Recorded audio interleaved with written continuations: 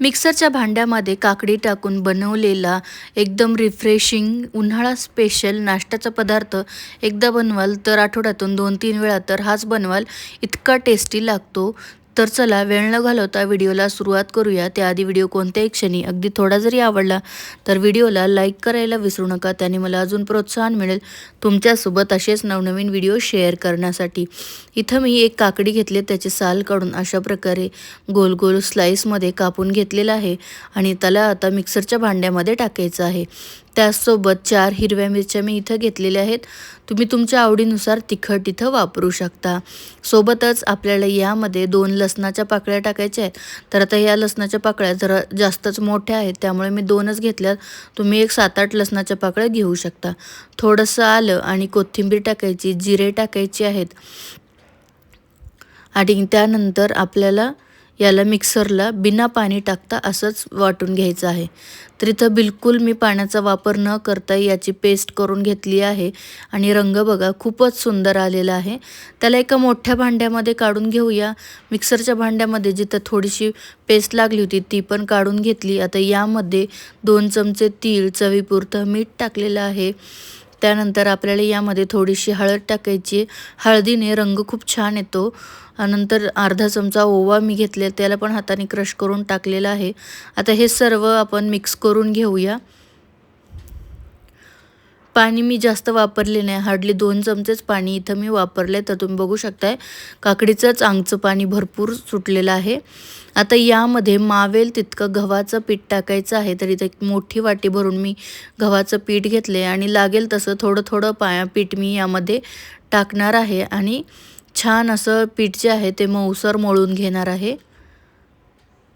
तर तुम्ही बघू शकताय लागेल तसं थोडं थोडं पीठ टाकून मी छान मळून घेतलेलं आहे। पाणी बिलकुल लागले नाही आणि पूर्ण जेवढं मी पीठ घेतलं होतं मोठी वाटी तितकं पूर्ण लागलेलं आहे। हाताला थोडंसं तेल लावून आपल्याला हे जे पीठ आहे ते परत एकदा व्यवस्थित मळून घ्यायचं आहे आणि आता मळणं झाल्यानंतर एक 10 मिनटं साईडला ठेवून देऊया। 10 मिनटानंतर पीठ बघा छान असं मुरलं आहे। त्याचा एक गोळा घ्यायचा आणि मस्त असा गोल करून घ्यायचा आहे। आता आपण बनवणार आहोत काकडीचे पराठे, बनवायला खूप सोपे आणि अतिशय चविष्ट लागतात। काकडीचा जो फ्लेवर आहे यामध्ये खूप मस्त लागतो।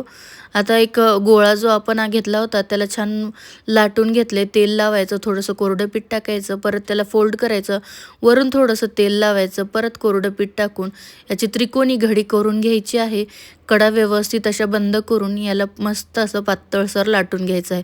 जास्त जाडही नाही आणि जास्त पातळही नाही, असं मीडियम थिकनेस याची ठेवून आपल्याला याला लाटून घ्यायचं आहे। तर बघा अशा प्रकारे पराठा जो आहे तुम्ही लाटून घेतलेला आहे। दुसरीकडे तवा मस्त असा गरम करून घेतलाय। आता गरम तव्यावर आपला पराठा आपण टाकून दोन्ही बाजूनी छान आलटून पलटून शेकून घेणार आहोत। तर बाजू पलटली आहे, दुसऱ्या बाजूनेही केलं आहे। नंतर आता तेल, तूप, बटर तुमच्या आवडीनुसार तुम्ही आता हे करू शकता, लावू शकता आणि पराठा जो आहे तो भाजून घेऊ शकता। अजून जर तुम्हाला मुलांच्या आवडीचं बनवायचं असेल तर लाटते वेळेस थोडंसं चीज यामध्ये टाका किंवा आता जेव्हा पराठा तयार होईल त्यावेळेला सुद्धा तुम्ही थोडंसं चीज यावर किसून मुलांना देऊ शकता। तर आता इथं बघू शकता पराठा जो आहे तो मस्त मी खरपूस भाजून घेतलेला आहे। उलथण्याने व्यवस्थित असं प्रेस करून सर्व बाजूनी व्यवस्थित खरपूस भाजून घेतलाय। सेम पद्धतीने आपण अजून एक पराठा करून घेऊया। रंग बघा किती सुंदर आलाय। सोबत मी थोडंसं दही घेतलेलं आहे, त्यावर बुंदी आणि कोथिंबीर, तिखट मीठ टाकून छान असं गार्निश केलेलं आहे। पराठा बघा किती छान सॉफ्ट झालेला आहे आणि खायला खूप मस्त आणि रिफ्रेशिंग लागतो, चवही खूप मस्त लागते। नक्की ट्राय करून बघा। व्हिडिओ कुठल्याही क्षणी थोडा जरी आवडला तर व्हिडिओला लाईक करायला विसरू नका। धन्यवाद।